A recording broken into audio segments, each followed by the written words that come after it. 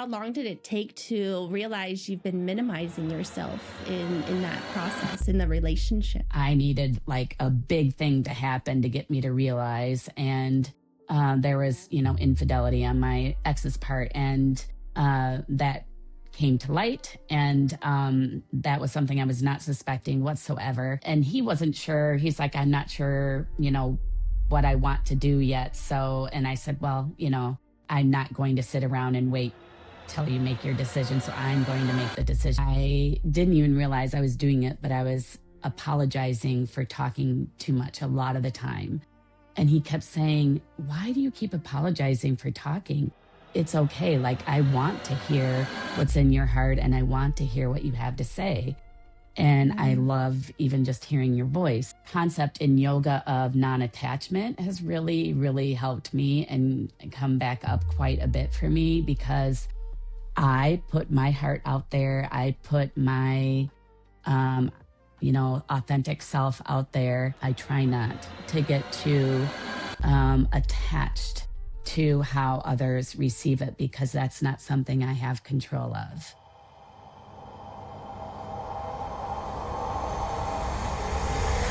Welcome back to Seen, Heard, Loved, a safe space to feel a little less alone and a whole lot more connected.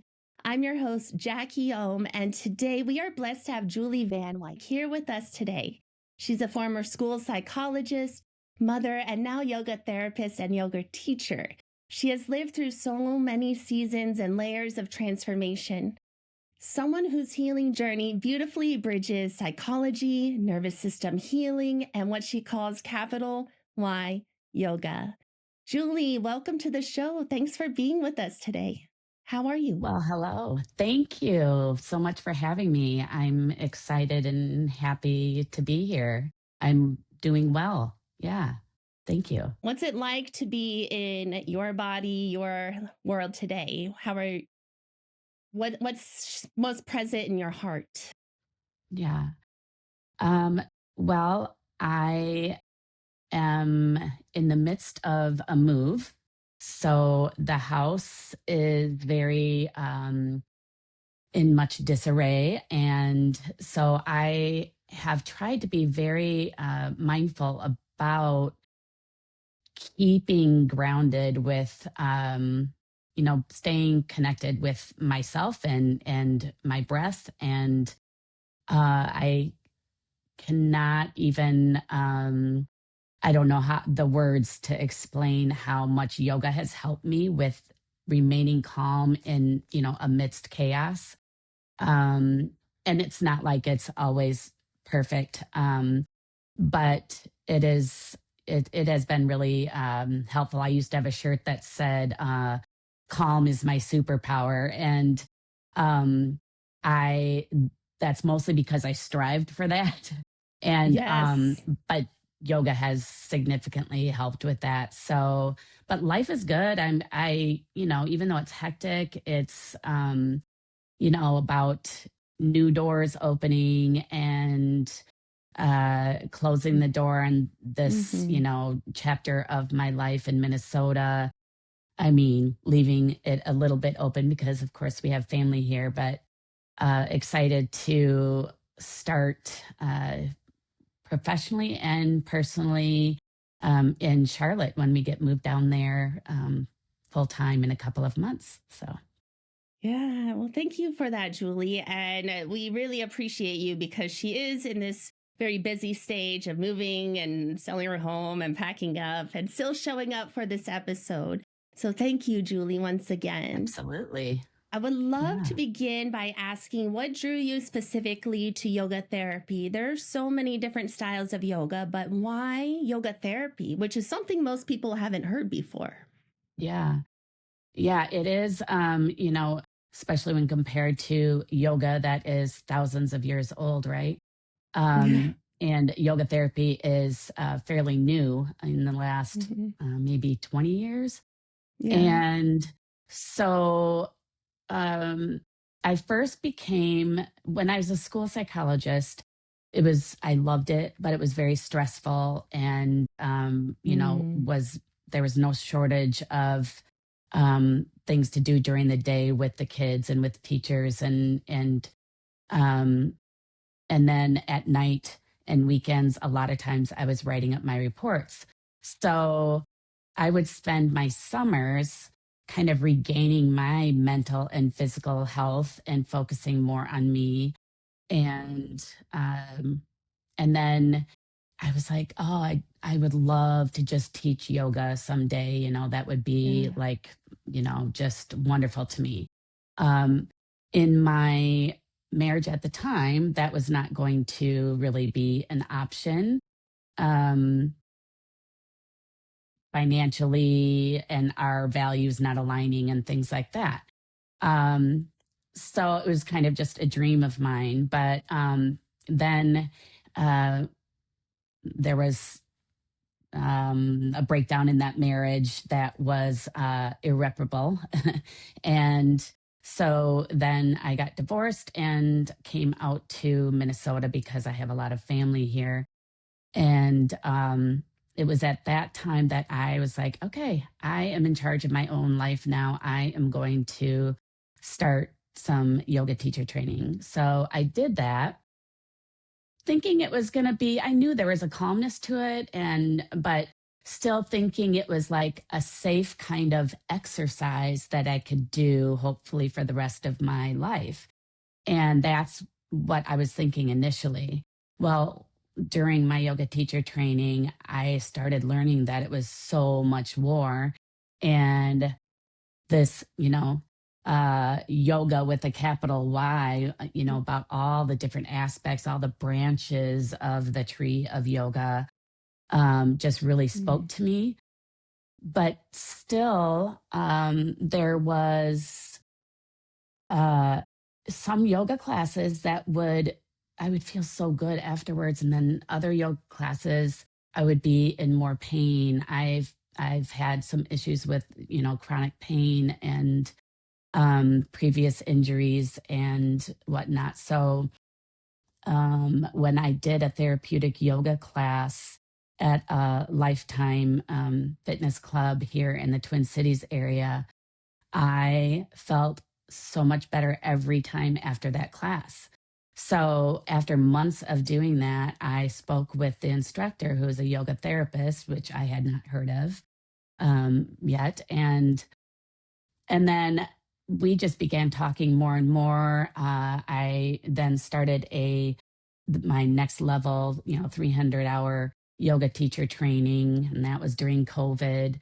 And after talking with this instructor, this yoga therapist, he encouraged me to, you know, go for it and do the yoga therapy training, even though it's a big commitment. It's like 1,000 hours and a lot of work. But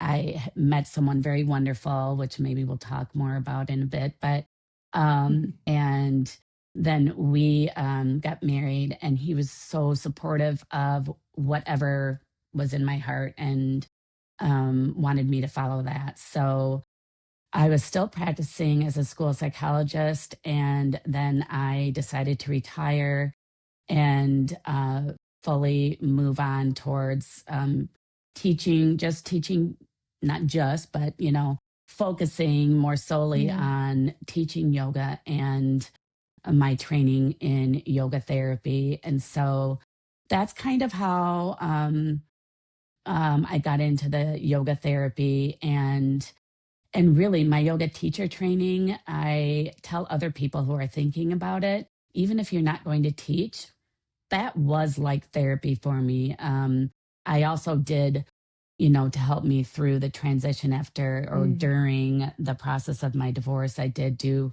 some, actual therapy also, which was very helpful. But um, the yoga teacher training was complementary to that. And then the next level, and then the yoga therapy, even more so, you just really get into those deeper layers of the self, and can be really vulnerable when you are talking about the different methods and aspects to yoga. So, it's been wonderful.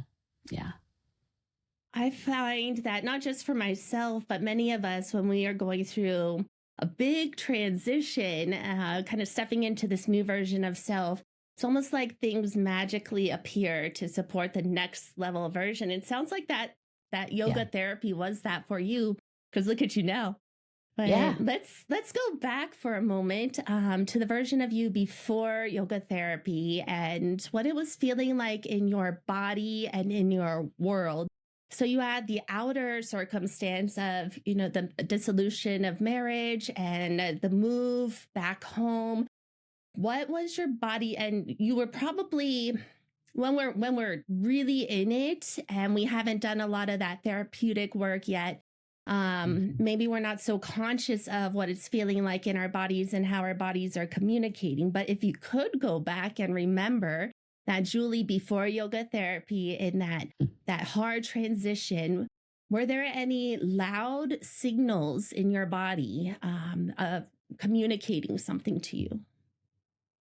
Yes. Well, my nervous system was dysregulated.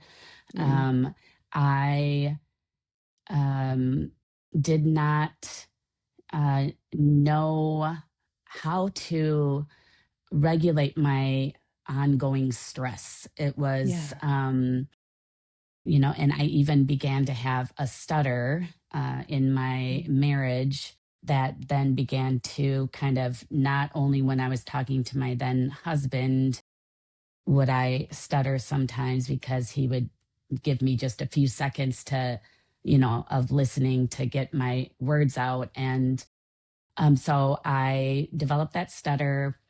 I, had stomach issues, just a lot of nervous system dysregulation. And I think now looking back, a lot of vagal nerve, dysregulation. So that is something I learned to work on through my various, trainings, and uh, the stutter went away.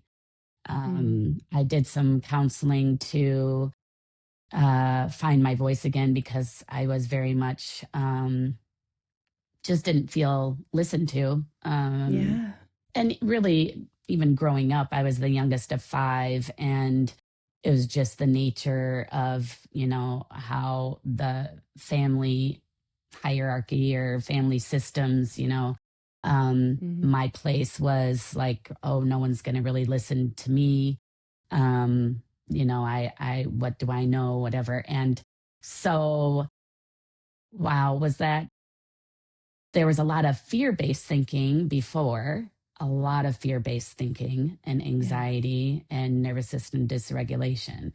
Then, when I began my counseling as I was going through a divorce, she said something to me that was very a pivotal moment for me. She said, um, you know, being a playing a victim or feeling like you're a victim, it does not suit you well, and it does not look Mhm. good on you or whatever. Yeah. And I'm like, yeah, I need to see what my part in this is. And Mhm. so it led me to examine that, and she helped me so much to find my voice Mm. and to um, help my fear subside.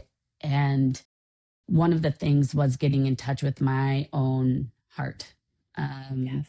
and what I knew of myself that was, I felt pretty unchanging, and something that had been always, consistent within me. And sometimes it's difficult to put words to it, but it's a feeling that you get when you really do listen to yourself and get in touch with that heart space.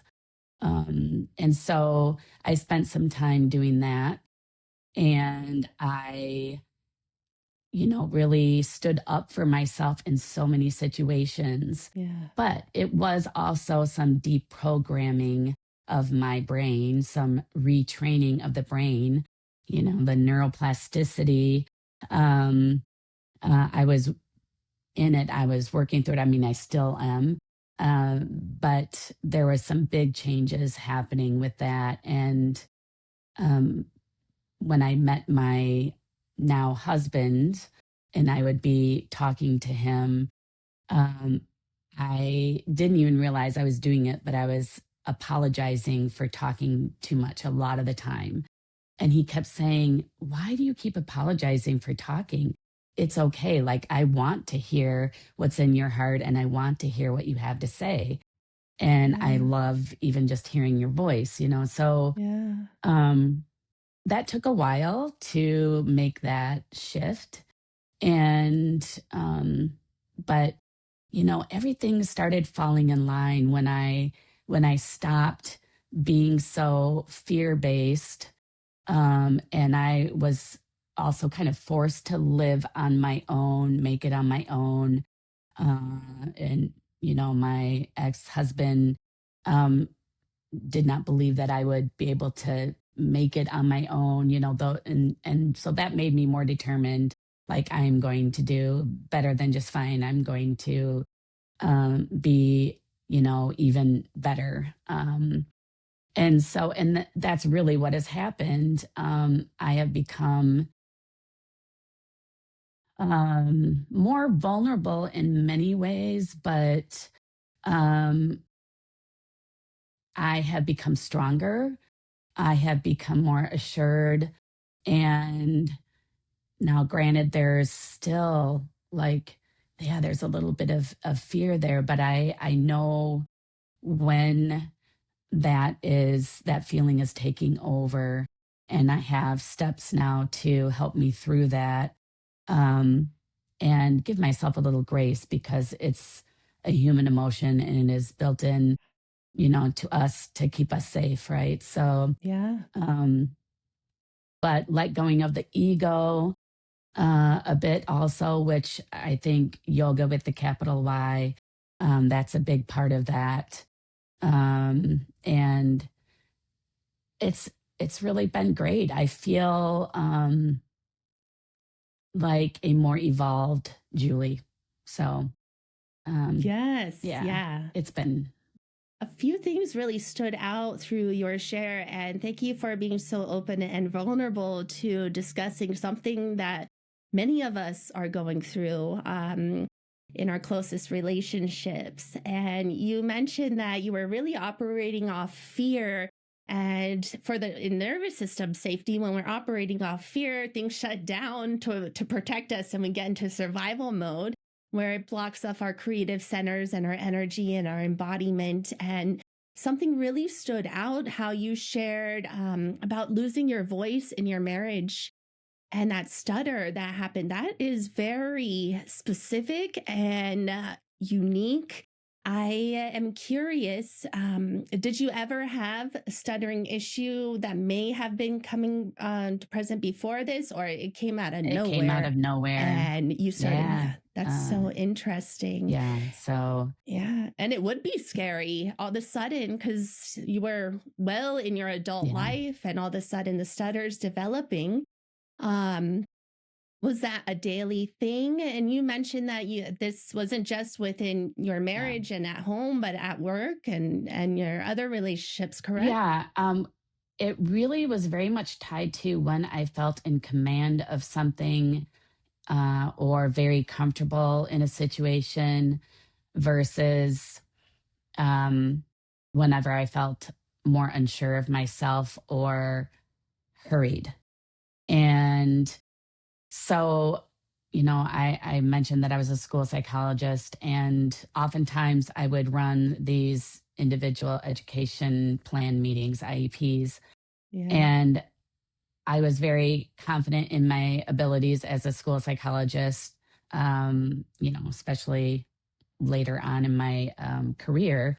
And so Mhm. I don't believe I stuttered during those meetings because I was pretty sure of myself and pretty comfortable in Yeah. that situation. And I Uh-huh. knew that a lot of times parents were, came into these meetings, just with fear.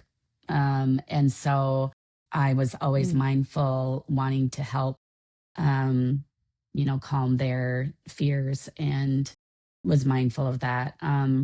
So in my professional career, it wasn't really, there was a couple instances where a couple of male teachers got very much in my face and Mm, like when certain laws would change and I would be the bearer of that news, yeah. of this is how we have to do things now for, A, B, and C. And they would, a couple of these male teachers got like right in my face and just pointing right at me.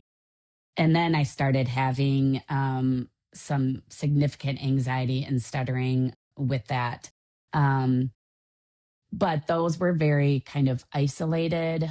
And, I have not had any issues like that since.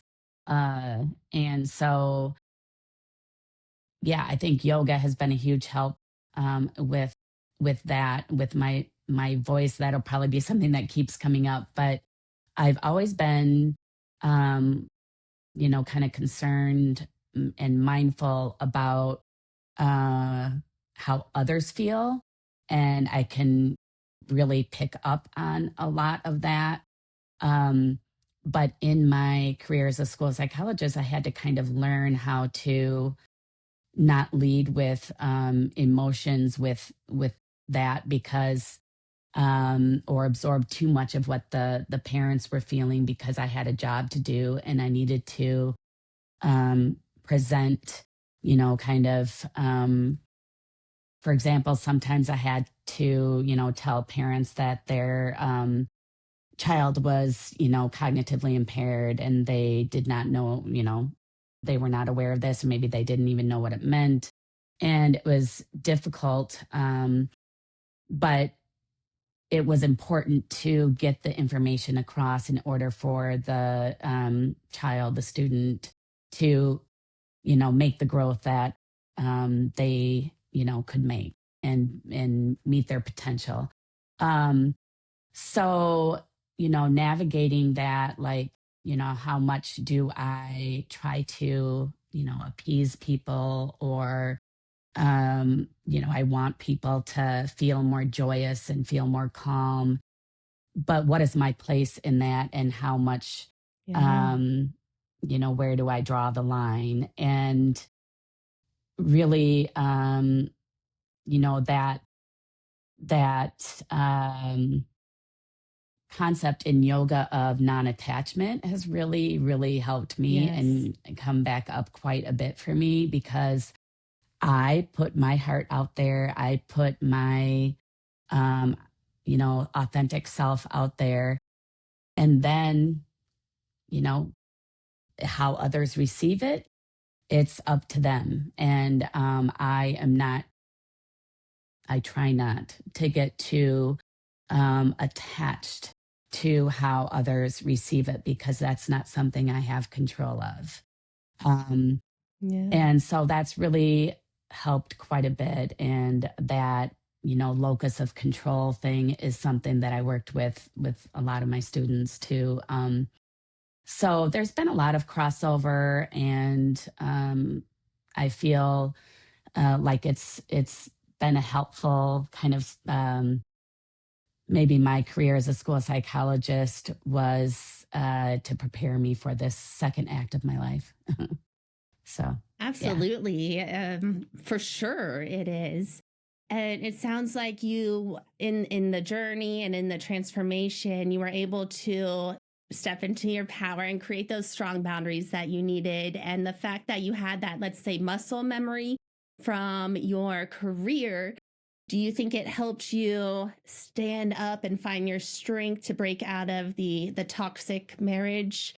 And Yes. how long do you feel that or how long did it take to realize you've been minimizing yourself in that process in the relationship?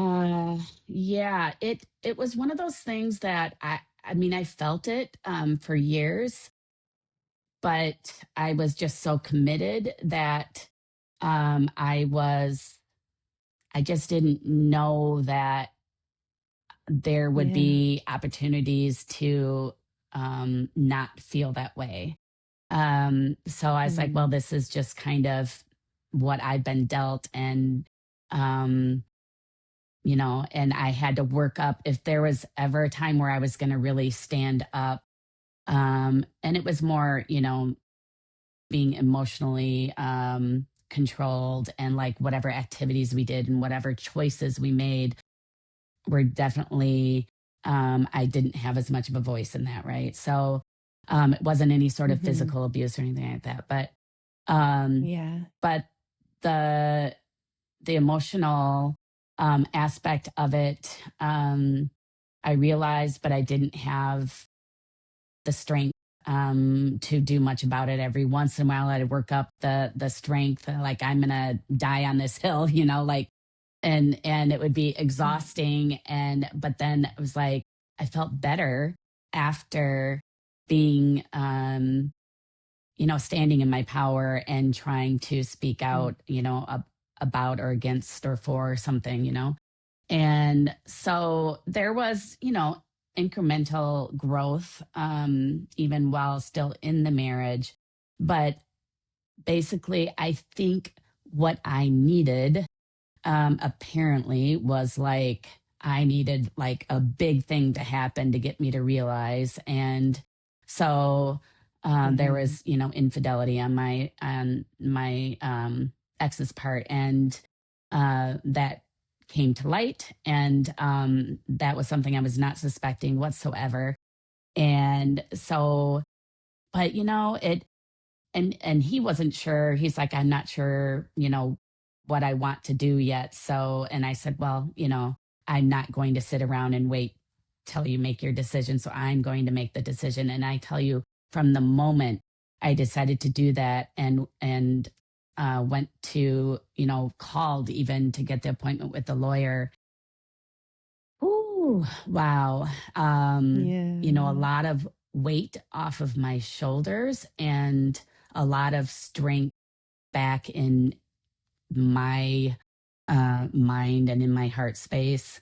And yeah, I just stepped into a new Julie, um, and was like, I don't know what the future holds, but I Mhm. know that there is more for me out there. And of course, like they say, hindsight is 2020. So as I got further removed from, after the divorce was final, and of course, I had support from, several close friends, and that was huge as well.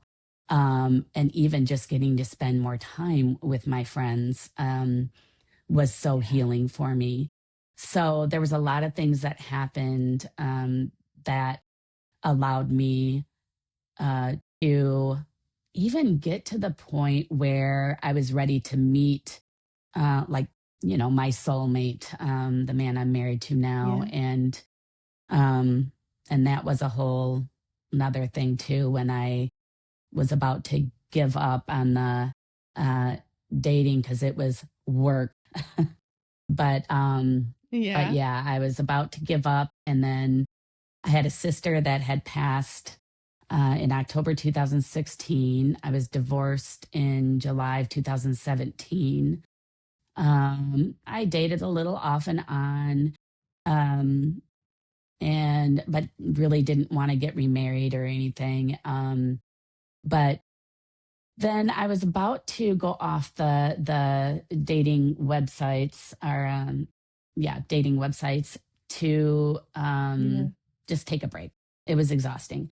But then I decided to have a little conversation with my sister, who had passed. And so it was 2000, summer of 2019. And her name was Sandy. And I was like, okay, Sandy, if you have any insight from where you are, please give me a sign of, if there's someone that I should spend time talking to, because I just am tired of this, and I don't know if there's any, if I want to talk to any of these people that have reached out to me. I'm just kind of done. And so give me a Yeah. sign. Otherwise, when I wake up tomorrow morning, I'm going to go off the apps.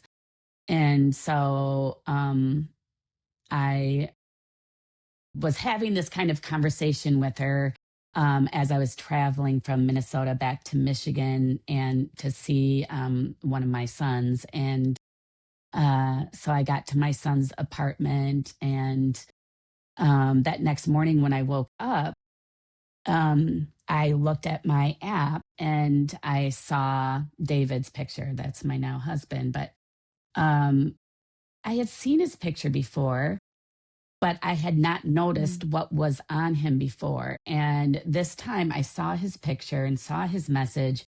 And his picture, he had butterflies, like live butterflies all over him.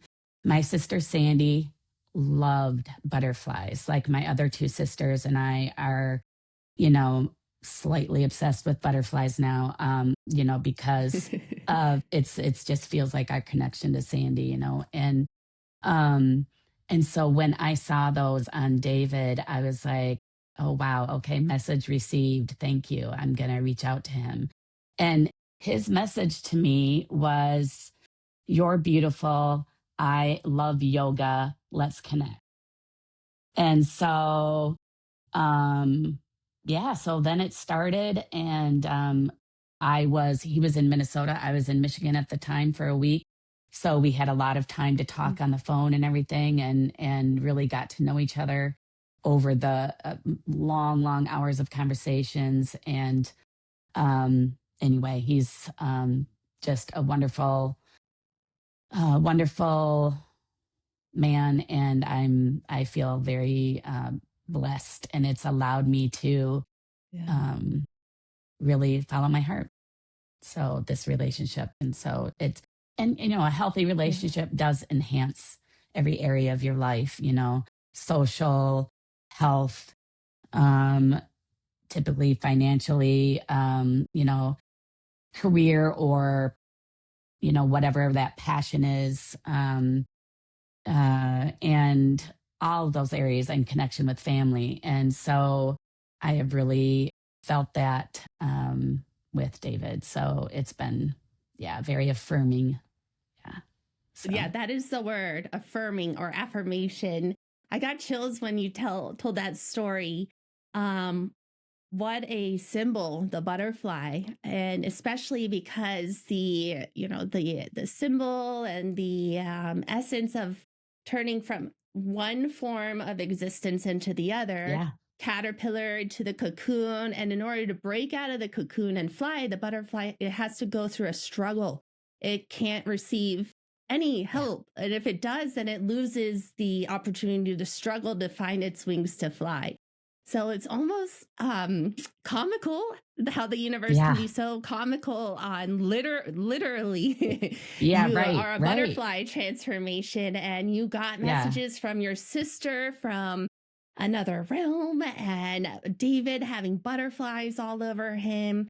That yeah, that whole package just gave yeah, me sparkly chills. That just yeah, it also is an affirmation that you are on the right path, especially when David had such specific things to say about how he believes in you, supports you, how he loves your voice, how he supports your dreams of becoming a yoga teacher and helping others heal.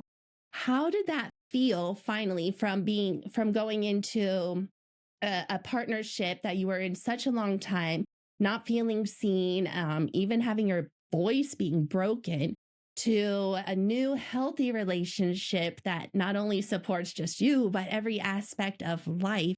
How does yeah. safety feel in the body? I it feels fantastic. And, Yeah. there's still, the whole nature versus nurture thing. I have a propensity towards kind of anxiety and, stress. And, how much of that is nature versus nurture. I mean, it, Mm. obviously kind of ran in my family, but was part of my, um, growing up. And so I always have that to kind of keep in check. Um, But this is just has been the best possible support system for me, to make the changes and continue to evolve, as a person. And there's also been some real difficult things that have happened since I've been with David. I've lost both my parents. My daughter-in-law's mother, passed tragically, and this was all within like 3 months of each other. Wow. And I think prior to meeting David and prior to uh, going through my yoga teacher training and yoga therapy training, I would have had a much more difficult time with it. I feel like um, I consciously felt, that, okay, this is so incredibly tough. Um, Again, another, one of the toughest times in my life. But that, um, for all these difficult things that we go through, you can't know so much joy without knowing the depth of pain, Yeah. and loss. And I remember myself kind of making a conscious choice to, I'm here for all of it. I can't just be here for the joy and, kind of not deal with or numb my feelings towards, pain, or try to avoid ever taking chances because of fear and, um, so many fear of judgment, fear of, losing, whatever it might be. And so it's like, I'm going to connection to heart, Yeah. connection to your true self. And when you meditate, whatever form that, and that's part of yoga therapy too, is kind of discovering the right kind of meditation that is most helpful for your, constitution, condition, goals, etc. And um, whenever I take the time to focus on that, it really helps me make decisions from a point of knowing and trusting in myself and trusting in the process and trusting that if something fails, it's going to be okay. That's part of life. And the more I have lived, I'm almost 60 now, and the more I have lived, the more people I have met, all walks of life, we're all so similar. Yes. Everyone has fears. Yep. Everyone has doubts. Um, Everyone has something that they know to be true within themselves. Everyone has the capacity to feel joy. But not everyone takes the time to do that and to recognize it and give themselves the chance to do that. So that is kind of what I see as my dharma. And,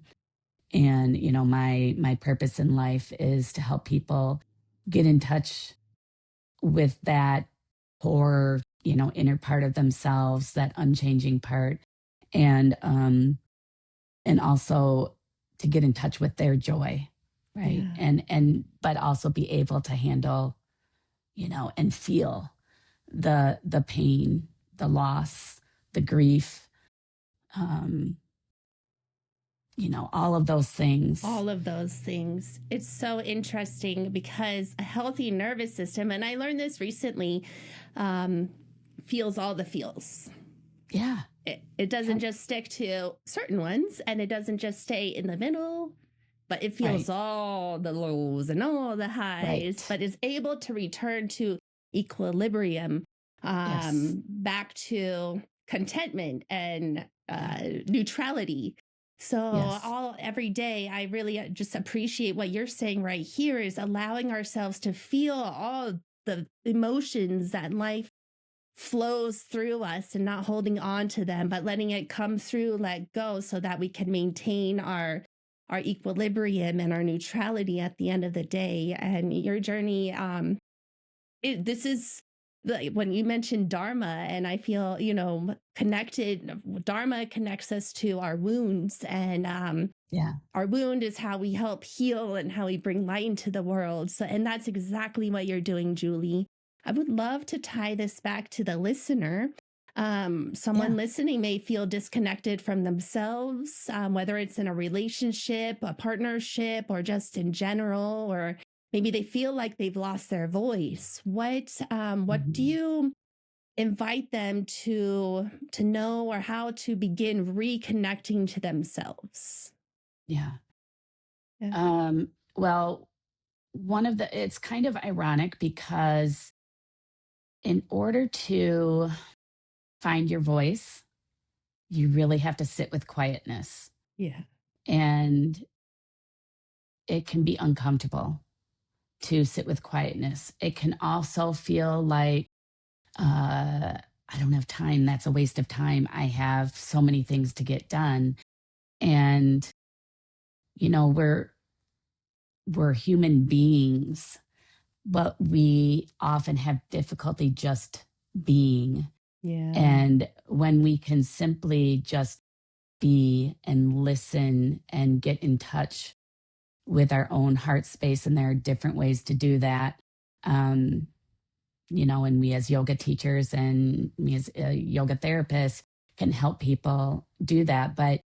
Um, but taking that time to connect to your breath, Mm. which then helps to tone your vagus nerve.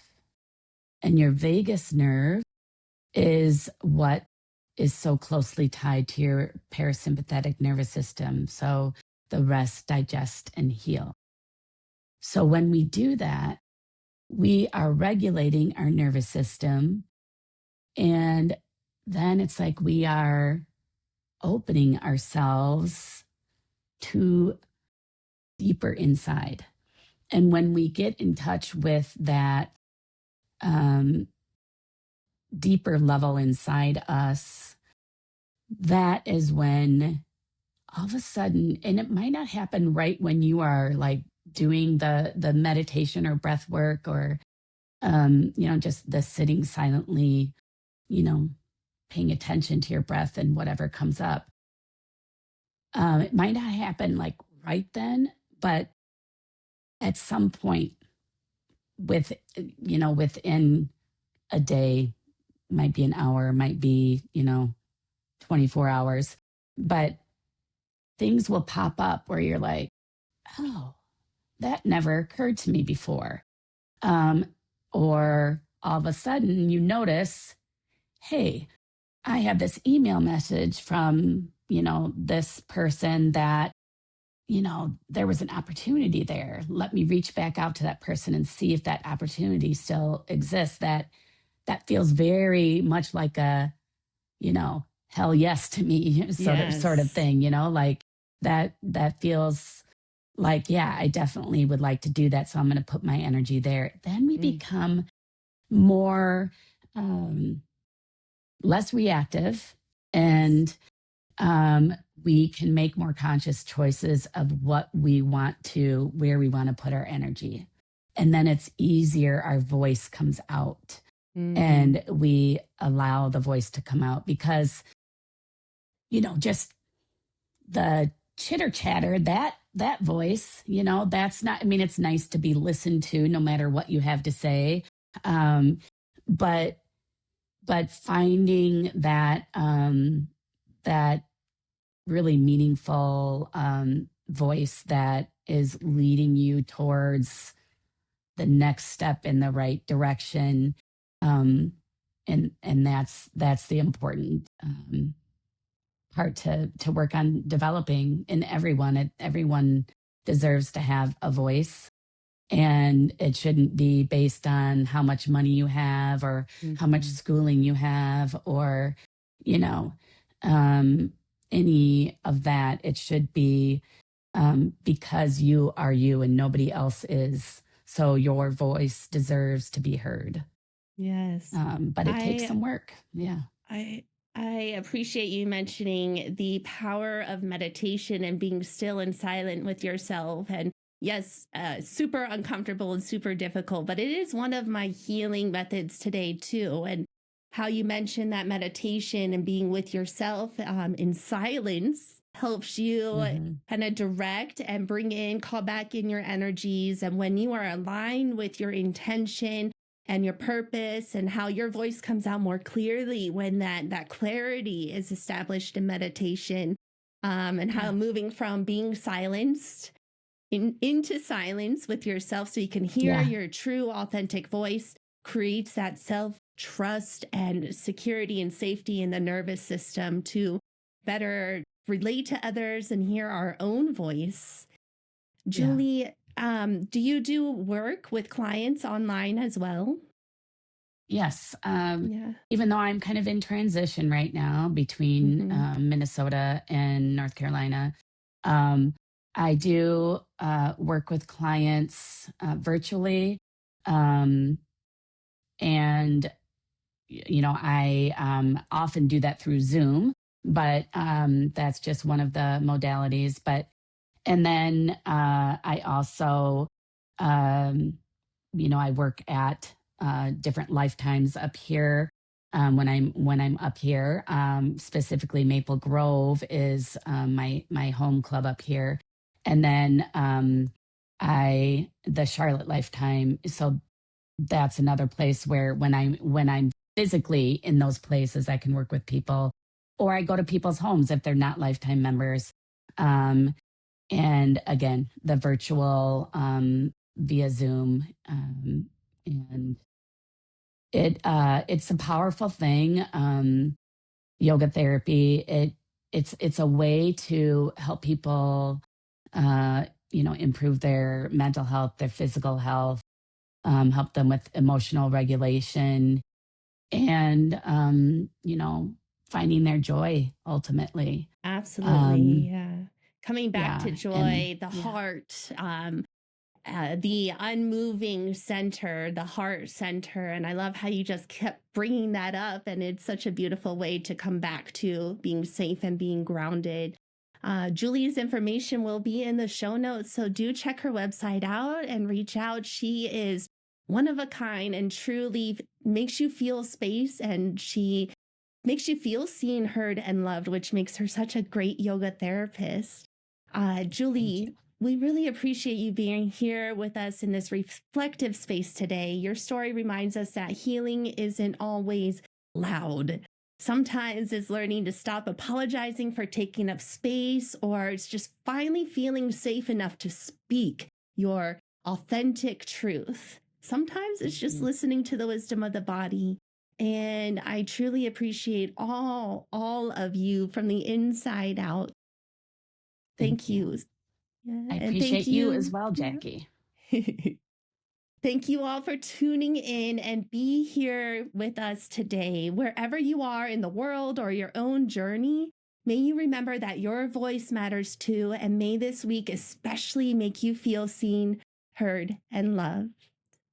Most people don't feel seen, not unloved, unseen. There was a season in my life when I was struggling deeply in a relationship. How painful it was to love someone and still feel unseen, to be speaking and not feel heard, to be trying so hard to connect and still feel disconnection. Something I had been experiencing myself and something I was witnessing in the people around me.